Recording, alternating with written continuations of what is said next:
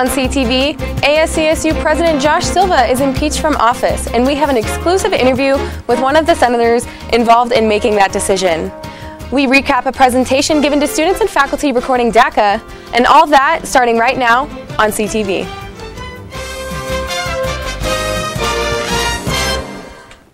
Hello and welcome to CTV Thursday. I'm Marlo Lundak. After 12 long weeks in 3 impeachment petitions, ASCSU President Josh Silva has officially been impeached.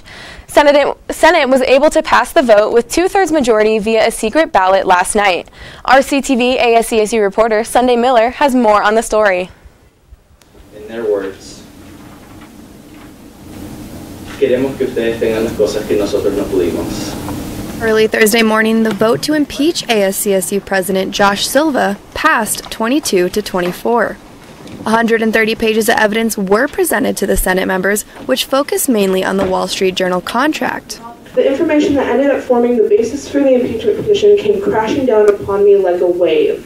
It seemed that everyone agreed process had not been followed. According to Silva, his intentions for the contract were to provide students free digital and print access to the publication. Online students last year started paying charges for ASCSU services, and we're not giving them anything. And honestly, to me, that makes me feel disgusting. However, Silva did not present his proposal to the Senate, which governs the yearly budget, before he made promises to CSU departments. Mr. Silva had falsely assured the Wall Street Journal, the College of Business, the College of Liberal Arts, and the CSU administration that ASCSU would easily be able to pay their part. Discussion about the impeachment committee's evidence also included accusations of harassment, saying Silva made ASCSU offices emotionally unbearable. In the evidence packet, there was information meant to be redacted, which involved ASCSU members experiencing psychological distress caused by Silva's actions. Vice President Michael Wells told Collegian reporter Haley Candelario that he plans to step up as ASCSU president. For CTV News, I'm Sunday Miller. It was a historical night for the CSU student government because Silva was the first president to get impeached. He feels that, quote, the majority of the student body thought this was arrogant, political, petty, and stupid. Silva told the Collegian that he could choose to appeal the vote but hasn't decided yet. I'm joined now with Cheadle, an ASCSU senator who voted in the impeachment, to speak more on what happened last night and what will happen moving forward. Thank you for being here, Senator Cheadle. How are you doing tonight? Well, thank you for having me. I'm lovely. Of course. Can you walk us through what happened last night? I know you guys were there pretty late. Yeah. So we got out at 12:30 last night, or this morning, actually, I should say. And so last night was interesting. The agenda was released publicly, and after a little bit of conflict with some fresh Senate ratifications, we had the gallery input, in which a lot of ASCSU alumni and directors and people affected by President Silva came out and actually spoke for the first time. After that, we had the Rise and Report, in which the Supreme Court and the impeachment committee, because they were in charge of gathering the evidence, they brought every senator a stack of this, 88 pages front and back of evidence that they've collected over the few weeks that they were in session. After that, we had 10-minute statements from each the prosecutor and the defendant, and then we went into discussion and debate. And that was the majority of the night, and it ended with the final vote in which he was removed from office. All right. How do you feel about the outcome? What was your point of view on the impeachment? So I was the, I believe, second signature on the initial petition impeachment. It was, regardless, a tough vote. It was emotionally ratcheting the entire night. It was difficult for everyone involved. But it comes after probably about a decade of struggles from internally ASCSU. We've had a lot of very difficult administrations in the past few years. Last year was pretty good with President Panasaraka, but the year before that, President Sidoriak, honestly, in my opinion, I wish he would have been impeached. There was a lot of really bad cultural things. There's been a lot of structural issues within ASCSU, and I believe this year, this impeachment is the first step of ASCSU reforming itself and becoming a real student government once again. I know you mentioned culture, and culture was mentioned a lot last night. How do you think that Silva affected the office culture?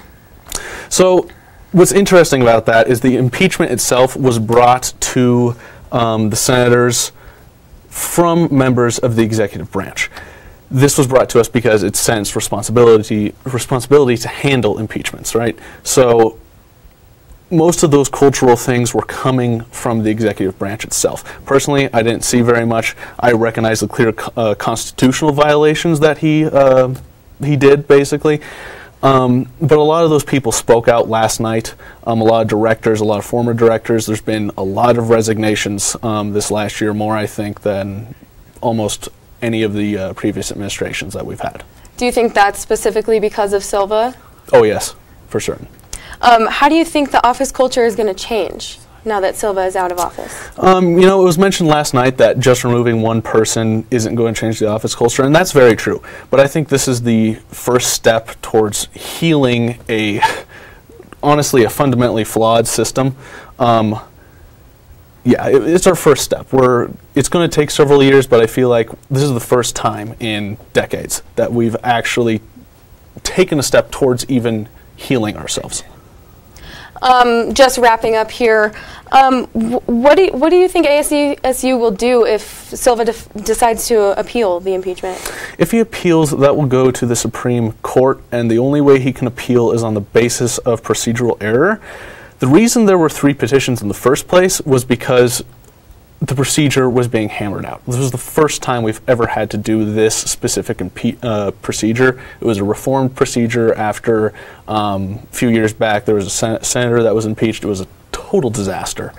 But honestly with you, it was a very, very rigorous and fair process. It was designed, it was checked, double-checked, ran by general counsel. I had tons of meetings with them, running back and forth between the basement of the admin building and our office in the LSC. So I don't think anything will really come of an appeal, but we'll see. It's up to the court. All right. Well, thank you so much for joining us tonight. We'll be right back with news in a minute.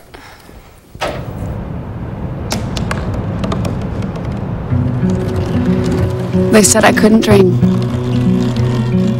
Called me a piece of trash and swore that's all I'd ever be.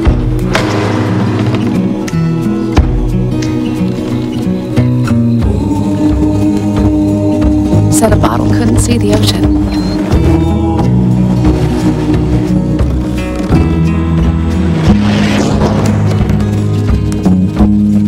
Give up. Go back to the dumpster.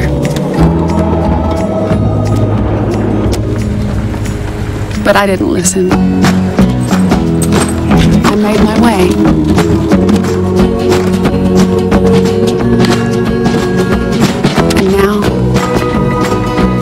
I've always wanted to be.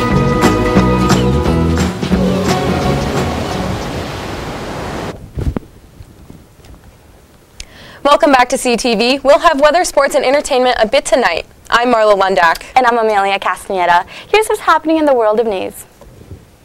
An assistant professor at CSU presented research on Colorado's undocumented and DACA students on Wednesday night.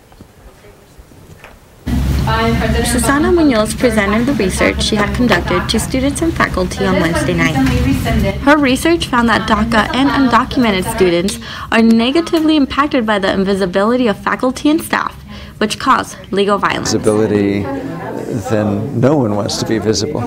You know, administrators, staff people, faculty don't want to be visible unless there's cover. So unless there's cover that allows people to be visible, and it's both faculty and staff who wish to be supportive, but also students, then that's the point at which invisibility is so damaging. Last year was the first time that Munoz interviewed undocumented students as part of her research, of which many of them express institutional ignorance, invisibility, discrimination, and a lack of support. After everything that's happening with the president and the recent attacks on campus, I feel like it's not even intimidating, it's more like a scary place. Like for me, like I look at the articles that are written about all the incidents that are happening on campus, and it's hard to realize that one of those accidents or like incidents can happen to me. You know, I can be the person that those incidents may attack, and it's really, really scary because this is supposed to be a place where I'm supposed to be feel safe. Dr. Susana Munoz urged CSU faculty to think about the inclusion policies that are set in place at the university and place them on their syllabus. She also recommended to mandate statewide training for college administrators on how to support undocumented students. Defend Our Future hosted an event this week to spark dialogue about climate change in an interesting way. Defend Our Future put on an event this Monday at Gilded Goat Brewing Company to discuss how climate change is currently impacting the production of beer. They offered food and beer while hosting a panel of 4 brewing and sustainability experts. Right on. Well, we have the ability to get basically all of our raw materials in Colorado. Right? Panel members explained how each aspect of the brewing process directly relates to what is provided by the natural environment. We learned the whole process of growing wheat and barley and other cereal grains. What are they? People are thinking, well, beer's never going to go away. Like we're always going to have beer. Well, there's potential to not. With the resources that we have at the city and the federal level, but also the other brewers, if you hurt the breweries, you hurt the community, you hurt the businesses, you hurt the economy, and so on and so forth. When we talk about sustainability and the impact we can make, it comes from the consumers. Water conservation for us means mindfulness, basically. How much water we're using at various stages in our process, how we're recycling our chemicals, where our waste is going. Tell me a little bit about the raw materials, where they come from. And that was kind of our mission. For more events like this put on by Defend Our Future, visit defendourfuture.org. Defend Our Future puts on other events throughout the year, such as Defend Our Snow and Defend Our Sushi. Nobel laureate Albert Fert spoke to students and faculty this past week. The scientist won his Nobel Prize back in 2007 due to his contribution to the field of magnetism. In his presentation last Monday, Fert said, "For me, doing physics and research is fascinating and is a real pleasure. It's a creative job. I can dream an idea and see it become a reality. The Nobel Prize is the cherry on the cake at the end." While attendees found some of Fert's information hard to understand, there was still a great deal to take away from the talk. In the past week, resident assistants across campus have been expressing feelings of frustration with their jobs. Resident assistants are live-in student staff members of the Office of Residence Life, Housing, and Dining Services. One RA is speaking out about how she feels this job is draining its employees. I don't intend to speak for other RAs, I don't intend to speak for even my staff, but I do hear people who agree with things that I put out there that are criticisms of what we've been doing, and I hear people talking about the overwhelming amount of work we have and the underappreciation we have. During Tuesday's Morgan Library bomb threat, all RAs were in Clark, located directly next to the library, for their monthly in-service meeting. After the alerts were sent out, Berman says Residence Life did nothing to recognize the situation. I went, what's going on with that? What are we going to do about it? They basically said, don't worry about it. It's better for us to stay in this building. That was the only acknowledgement that I got and that the rest of the RAs got that night of that incident. The only acknowledgement. What I think about it is that this seems to be the general attitude toward bias incidents and other incidents across campus that have happened recently, is that we ignore it. Berman says that her, as well as some of her peers, felt physically unsafe in the building, and she believes this was one of the last straws for some of the RA staff members, as many of them feel unheard, underappreciated, and overwhelmed by their superiors. Feeling like the people above our bosses think they know our residents better than us. Miriam concluded by saying that she loves her job and the residents she lives and works with, but hopes that by speaking out about these issues, she can create a more work-friendly and stress-free environment for future RAs. CTV will continue to update this story as it develops. Well, Rams, that's all we have for news. Stay tuned for weather, sports, and entertainment right after this.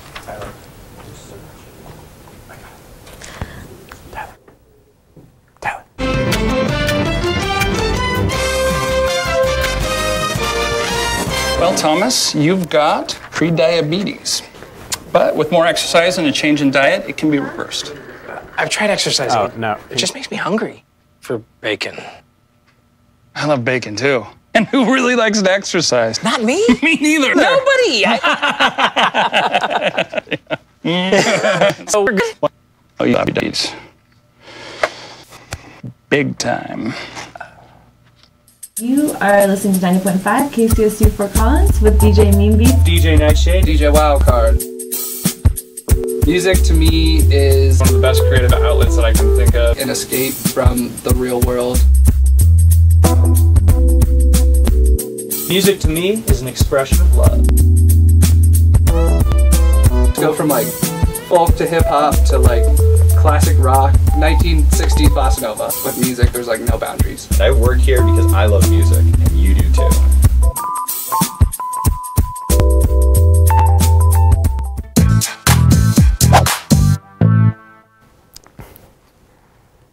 Good evening, Rams. I'm your weather anchor, Michelangelo Bustamante. I hope you're enjoying the last day before fall break starts.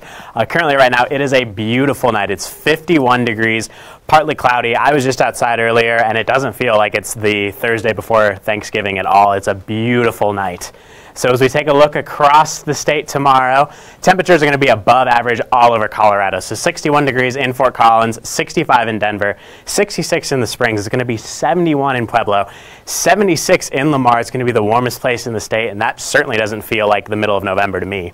It's going to be 70 degrees in Burlington, 68 in Lyman, 67 in Sterling, 48 up in Craig, 45 in Vail, 47 Gunnison, 38 in Telluride, 53 in Alamosa, and 63 in Grand Junction. So overall, well above average temperatures for this time in November, but we'll take it. It could be snowing otherwise. So tomorrow in Fort Collins is going to be 61 degrees. There's going to be some rain showers. It's going to be snowing up in Wyoming and possibly up in the high country. There should be a little bit of rain, but otherwise the temperature should be pretty good. Then on Saturday it's going to be 45 degrees, so it'll cool off a little bit, but otherwise though it'll be clear. There shouldn't be a cloud in the sky, and we should have perfect weather for the game against San Jose State. On Sunday it's going to be 53 degrees with a low of 28. The clouds will come back, but it's just going to be partly cloudy, so it's going to be overall pretty good weather. Then on Monday it's going to be 54 degrees, 29 is your low, so if you're still sticking around in town, temperatures are still going to be well above average, and it's going to feel really great here in Fort Collins. On Tuesday it's going to be 52 degrees, perfectly sunny weather, so if you're trying to make your way down to DIA, trying to fly out anywhere, the weather should be pretty good for you to catch a flight out of the state of Colorado and go back home. So for the forecast for the CSU versus San Jose State game, it's going to be overall a pretty nice weather day. As I said, it should be pretty clear. Temperatures should be around 50 degrees at kickoff. It's supposed to be a beautiful day. The winds aren't going to be too bad. It's going to be a 1:30 kickoff, so you don't have to stay up late for this game. All right, so Tyler, unfortunately our Rams weren't able to get it done against Boise State. We lost in overtime. It was our second straight home loss. Tyler, why weren't we able to break this losing streak against Boise? Well, the Rams played a great game from start but not finish. They led 52-38 in the fourth quarter with 2 minutes left. That's 14 points, people, and they blew it. Boise State did everything that they needed to do, and the Rams, we had a costly penalty that gave them a chance to score a touchdown and cut the lead to 7, which they did. They recovered the onside kick, and they punched it in and tied it up 52-52, and we fumbled the ball in overtime. So it was a tough loss for us to swallow. Yeah, it was one of the most heartbreaking losses, definitely a college football classic. Now, the Rams are looking to break another streak, even though they weren't able to beat the streak against Boise. They're trying to end their second straight home loss. They're trying to avoid their third straight home loss, actually. We're playing against San Jose State. At this point, all the Rams are playing for is pride right now. We're already going to a bowl game. San Jose State, though, is not. They're 1-10. They really have nothing left to play for, but they could play the role of spoiler, especially with Saturday being senior day. It's going to be the last day for many Rams. Yeah. 24. Last time they were playing football, 24 Rams. Yeah. 24 Rams are going to graduate and suit up for the last time. So it's going to be exciting out there. The fans, it's their last game in the home stadium this season, so it should be a good one. Yeah. Definitely. The Rams are a 32-point favorite. San Jose is only averaging 15.6 points per game. They have allowed 502 yards per game, and we have a very hot offense, so hopefully we'll be able to get it going. They haven't actually won at all since September 2nd, so we really hope we can send our seniors off with a big win. Tyler, what do you think the score is going to be? I hope it's going to be CSU a lot to San Jose a little. You know, at this point, it doesn't really matter what the score is, as long as we get a win and get a little momentum going into the bowl game, which I saw a projection out there, and it said that we might be facing Memphis on December 24th. That's going to be a tough game in the Hawaii Bowl, possibly, so it's going to be a beautiful location for the Rams to go out before Christmas. But Memphis is actually one of the top teams in the country right now. They're ranked 18th in the nation. Team. Yeah, 18th. So we're going to have our work cut out for us. But hopefully the Rams can get it done this Saturday and send our seniors out with a big victory and finish off the season strong. That's all I have for you tonight, folks. But coming up next, Tyler Patterson's going to have all the latest in Ram sports. Good night.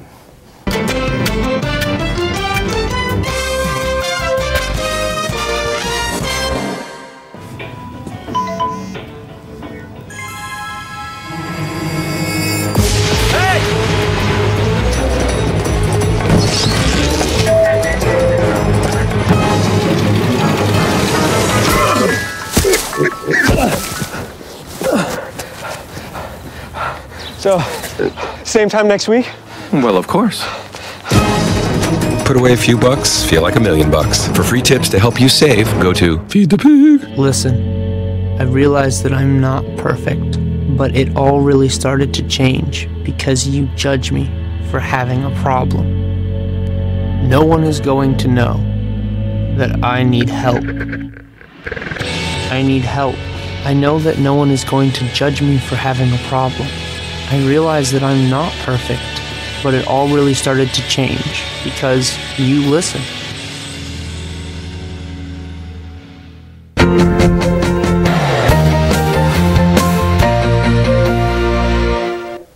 Welcome back from the break. I'm Tyler Patterson, here to bring you all the latest in Colorado State athletics. The Colorado State Rams football team did the absolute unthinkable in Saturday night's conference matchup against the Boise State Broncos. And for those of you unable to stay awake for the second half of the game due to the late 8:30 p.m. kickoff, well, I have to say I don't blame you. Although I will say that you missed a college football classic. Colorado State came out on fire against Boise State while sporting their newest alternate uniforms inspired by the Colorado flag. CSU has never beaten Boise State entering the matchup, and things looked good early on for the Rams. CSU jumped out to a quick 7-point lead when senior running back Dalen Dawkins punched in a 10-yard touchdown run, capping off a 75-yard drive on the Rams' first possession. CSU built a 21-3 first-quarter lead thanks to the 2 touchdown passes from senior quarterback Nick Stevens. The passing touchdowns from Stevens were the 64th and 65th of his career, putting Stevens on top of the CSU record books. The senior quarterback passes Garrett Grayson's for the most touchdown passes in school history. Stevens and the Rams offense added another touchdown to their lead early in the second quarter, widening the CSU lead to 28-3. The 25-point lead was the largest of the game for the Rams. However, the Broncos were able to close the gap right before halftime, scoring 2 touchdowns of their own, giving the Rams just a 35-17 lead entering halftime. Boise State was able to keep their momentum rolling into the second half, scoring on their second play from scrimmage thanks to a 70-yard touchdown run from running back Alex Madison. The Broncos followed up their next possession with another touchdown on a 25-yard pass from quarterback Brett Ripon, bringing the Broncos within 4 points of the Rams, 35-31. CSU held on to a slim 42-38 lead as the fourth quarter began, although the Rams were able to extend the lead back to 14 points, bringing the score to a comfortable 52-38 lead. The Rams never trailed in this game against the Broncos, but with under 3 minutes remaining on the clock, the absolute unthinkable began to happen for Colorado State. A CSU unsportsmanlike conduct penalty on third down gave Boise State the slightest chance of completing a comeback. One play after the penalty, Brett Ripon tossed a 13-yard touchdown pass with only a minute and 41 seconds remaining. The CSU lead was cut back down to 7, making the score 52-45. The only hope Boise State had of getting the ball back and tying the game started with the recovery of an onside kick, which they executed to perfection. The Broncos recovered the onside kick, and with just over a minute on the clock, Boise State moved the ball 45 yards in 5 plays. Brett Ripon threw his 4th touchdown pass of the game, tying it up at 52-52 with less than a minute remaining. The game that started late Saturday night continued early into Sunday morning as the game went into overtime. The Rams fumbled on their overtime possession after the Broncos scored a touchdown, ending the game on CSU's own 1-yard line. Boise State completed the comeback and handed Colorado State their 3rd straight conference loss, 59-52. The loss moves Colorado State's record to 6-5 and 4-1 in the Mountain West. CSU will take on San Jose State this Saturday for Senior Day, where 24 CSU seniors will suit up and take the field one last time for the green and gold. Kickoff is set for 1:30 p.m. The nationally ranked Colorado State women's volleyball team snapped their 15-game conference win streak on Saturday as the Rams lost to the San Jose Spartans in 5 sets, marking their first road loss of the season. After winning the first and third sets of the match, the San Jose squad was able to hold the CSU attack in the final sets, sealing a 3-2 victory. The Rams struggled offensively, hitting at a .269 clip and recording 17 hitting errors to go along 14 service errors for the match. However, CSU was able to rebound last night at home against conference opponent Fresno State, sweeping the Bulldogs in 3 sets. CSU came out looking to avenge Saturday's loss, and they did just that. The Rams were balanced offensively as 3 different players recorded double-digit kills in the match. Kirsty Hillier and Paulina Hogarth-Jensen led the way for CSU, tallying 11 kills apiece, while Jasmine Hanna recorded 10 kills on 20 attempts with just a single hitting error. As a team, CSU hit a .451 percentage, with marks their third highest of the season. Katie Olasek was a big part of CSU's spectacular hitting as the sophomore setter dished out 44 assists on the night and also had a career-high 5 kills. With the win, the Rams finish out their conference home schedule with the perfect 9-0 record. This is the 4th consecutive season that the Rams have gone undefeated at home during conference play. CSU moves to 26-3 overall and 16-1 in the conference. The Rams will hit the road for their last conference matchup against San Diego State on Saturday at 2 p.m. Men's and women's basketball both tallied wins earlier this week. The women rebounded from a loss on Saturday against Idaho with a big win at home against the Gonzaga Bulldogs on Monday night. 5 different Rams scored on double figures, led by Sophie Trigetson and Lori Devos, who both scored 12 points. The Rams were able to hold the Bulldogs to just 19.6% shooting from the field over the final 3 quarters. After trailing 29 early in the first, the hot 3-point shooting from the Rams allowed CSU to pull away in the second half, connecting on 11 of 25 shots from beyond the arc. CSU defended home court, defeating Gonzaga 65-49. The Lady Rams are currently trying to defend home court as they take on the Eastern New Mexico Greyhounds inside Moby Arena. The current score is 9-3 in the first half with 2 minutes and 14 seconds remaining. Men's hoop also overcame a little early season adversity in their game this past Tuesday night as they took on the Winthrop Eagles and trailed by as many as 14 points in the game. The Rams were able to soar all the way back though in the second half, defeating the Eagles 80-76. CSU had 5 players reach double digits in the contest, led by Prentice Nixon, who put up 16 points, 6 assists, and 5 rebounds. Junior transfer Deion James pitched in 14 points and 5 rebounds off the bench, while returning starter Nico Carvacho notched a double-double with a career-high 20 rebounds and 11 points. CSU will take on Tulane tomorrow here at home. Tip-off at Moby Arena is set for 12 p.m. That's all the sports I have for tonight. For all the latest, head to thecollegian.com or CTV's Channel 11 YouTube.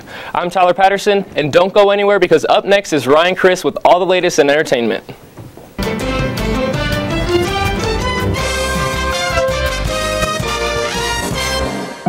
They told me a bottle couldn't dream. That I would never become a superhero.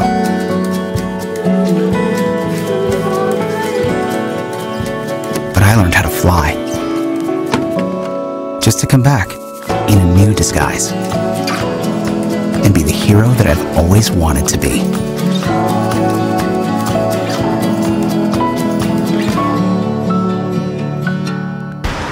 Look at you. You're at the top of your game. You're unstoppable. Nothing can throw you off track. Wait, is that your car? Uh-oh. Yeah, I saw that coming. That will throw you off track. You're looking at around 10 grand in fines, legal fees, and increased insurance rates. Let's try this again. Smart move. Because buzz driving is drunk driving.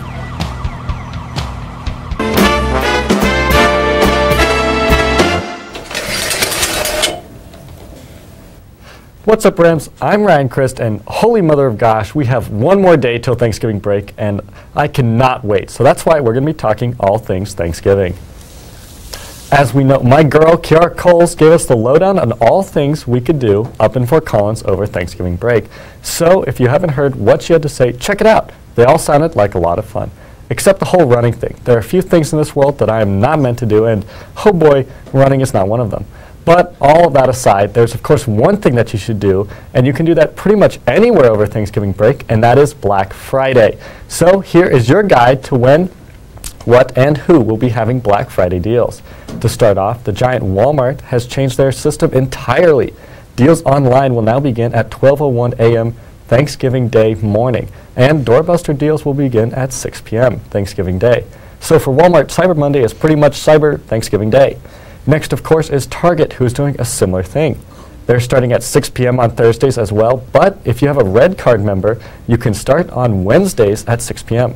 Lastly, we have Best Buy, who will open their doors at 5 p.m. on Thursday, but is already having a sale this weekend. So I guess if you run out of things to do on Thanksgiving break, Black Friday is always an option. Just make sure you don't get trampled. And speaking of the holidays coming sooner and sooner, you know what that means. It's time for another movie about Christmas. Yes, Frozen is releasing their own animated short called Olaf's Frozen Adventure on Wednesday, November 22nd.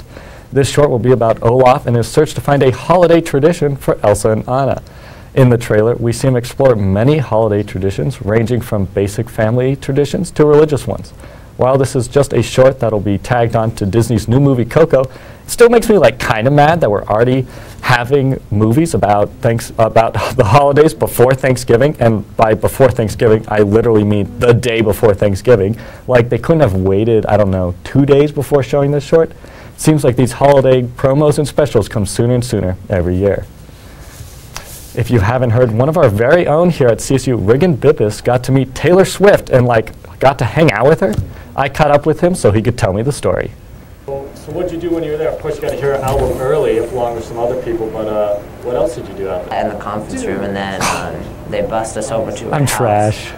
And when we were at her house, we kind of, they took us down to her backyard by her pool, and there were a bunch of tables set up, and there was food everywhere. There was pizza and sushi and all kinds of other stuff, and so we got to eat and kind of mingle with each other for a while. And then once everyone got there, because they had to make multiple trips because there were a lot of us, once everyone got there, they led us up inside the house, and we gathered all up in this living room, and then after 5-10 minutes in there, she came out, and that's when the whole thing started. Wow. So did you get to personally just have a conversation with her, or was it just kind of, did she was talking to the entire group, or? Yeah, well, there's both. So after we got inside and she came out, there was a chair on one side of the living room in there, and so that's where she sat down, and she started kind of showing us she told us about what she was doing over her break through the last 3 years. And then she showed us a few snippets of her Ready For It music video in the trailer before it came out, so we got to see that a little bit early. And then once that was done, she played through her whole album, and then for each song she would kind of give a description of what her inspiration was, and what what helped her write the song and everything. And so once that was done, everyone got to get in line for her pictures, and so when it was your turn, you got to go up, and she'd say hey and greet you and have a conversation with you. It was only a minute long, but it felt like a pretty long conversation. Yeah.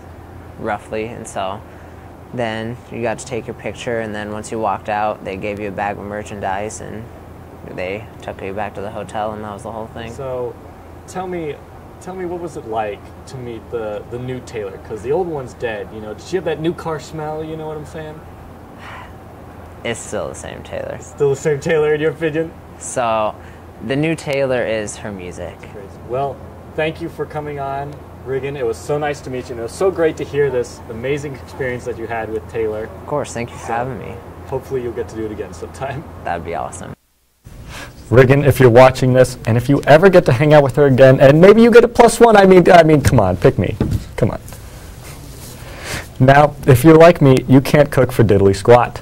It once took me 30 minutes to boil water, and I tried adding salt. I wanted to science the crap out of this thing to make it boil faster, but turns out the larger burner will do the trick. But anyways, here are the restaurants that will be open on Thanksgiving Day here in Fort Collins. So your meal can look like this. Starting off with Austin's American Grill. This grill usually serves buffalo wings, chicken, and shrimp, but on Thursday they will have a full Thanksgiving menu. Austin's Grill is on 2815 East Harmony Road and will serve lunch between 10 and 2. Next is Jay's Bistro, which will be serving lunch from 11 to 2 and then dinner from 4 to 8.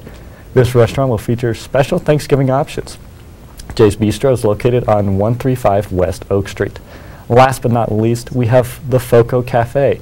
which will be serving a Thanksgiving meal from 11 to 2 and is entirely run by volunteers. Customers are asked to pay what they can or pay it forward by volunteering. And since we're talking about all this great food, Bones du Jour was cooking up something special this past weekend.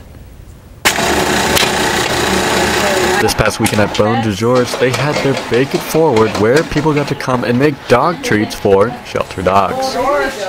So we are doing Bake It Forward for Animal House Rescue Dogs. So a bunch of volunteers from the community have come out to help bake for the dogs, and then they can also bake a few for their dogs in return for helping out today. And everybody got in on the fun. What dog do you guys have? Riley. He's a Labrador. Yellow lab. Oh yeah, and you're baking treats for him today? Yeah. And shelter dogs. Yeah. Along with baking these treats for these dogs, guests could also make their own goodie bags and pick out the various cookie cutters for their dog treats. While only some of them were baking for their own dog, everyone was baking for the shelter dogs. So we're always looking for creative ways to get the community involved and to support the businesses that have supported us for years. And Bones du Jour is one of those. She has been a longtime supporter, event sponsor. This is a great way to let the community know about that relationship and allow us to take a whole bunch of treats to the shelter dogs so that they can enjoy them after today. A whole bunch. I'm going to be baking well after everyone leaves at 3 because we've got lots of trays to still go in the oven. Let me tell you, those peanut butter treats smelled really good. I was surprised and slightly tempted to try one, but I resisted because I'm a professional. Well, that is all the time I have for you tonight. Have a fantastic break. I know I'll be sleeping a lot, so good night and have a safe break, Rams.